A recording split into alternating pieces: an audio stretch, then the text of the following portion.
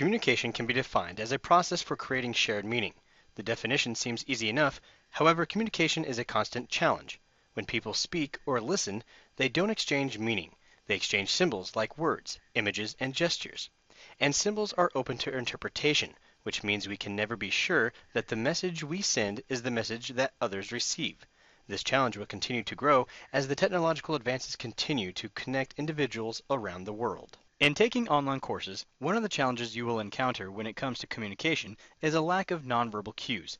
Nonverbal cues play a significant role in understanding messages and are often used to confirm or contradict the message being communicated. The lack of nonverbal cues in the online environment means that it is important for you to understand the differences between face-to-face and online communication and how to address these differences in your communication. When it comes to face-to-face communication, all of the different communication cues are available to us: words, facial expressions, gestures, body language, tone of voice, room temperature, room noise, and other people that might be in the room. If there is something missing in an individual's words, there are other cues that will complement the message to ensure that it is delivered clearly and concisely. Now, when it comes to online communication, the available communication cues are limited based on the technology being used. For example, communication in an asynchronous discussion thread, which is a common form of communication in an online course, is limited to just words and images. Individuals communicating in this manner do not benefit from other communication cues, including body language and tone of voice.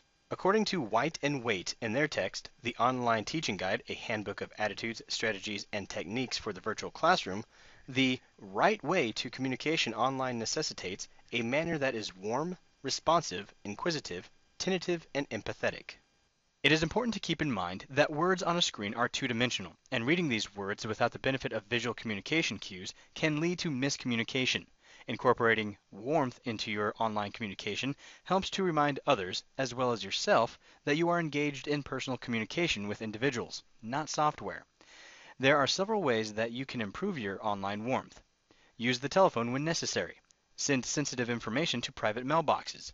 Describe the setting or conditions from which you are writing. It helps to place you in a human setting. Or play with language or use things like emoticons when appropriate. Online communication is usually asynchronous, which means that sometimes you can go for a long period of time without feedback or interaction from your peers or instructor. As an online student, it is important for you to understand and accept that not all individuals have the same learning and communication style. However, there are some things that you can do to increase your own responsiveness. Try to return personal messages as soon as possible, and set up a regular rhythm of communication for other responses with your peers and instructor, especially if you are working on collaborative projects. Inquisitiveness serves two important purposes when it comes to online communication: reducing defensiveness and providing information that is useful for solving a problem or resolving an issue. Defensiveness is reduced when individuals ask questions rather than make statements. It is usually more constructive to ask a person why than it is to tell a person what. Inquisitiveness and tentativeness work hand in hand in the online learning environment.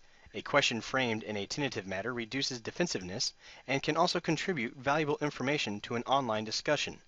As with inquisitiveness, defensiveness is reduced when people hear or read, "It appears that," as opposed to "it is."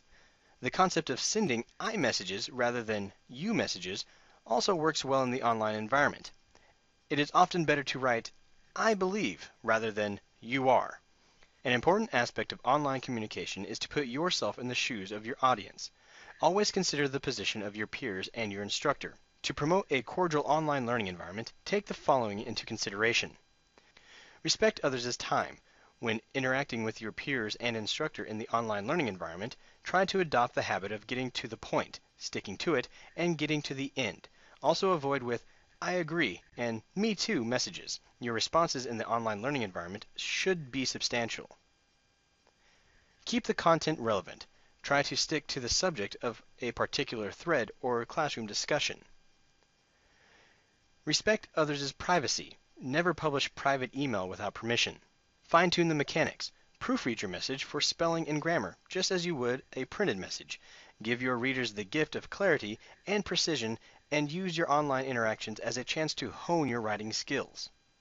Avoid typing passages in all uppercase letters. This is the online equivalent of shouting. Design your messages for fast retrieval. Avoid graphics and attachments that take a long time to download, tying up your recipient's computer. Remember that the message is missing the emotion.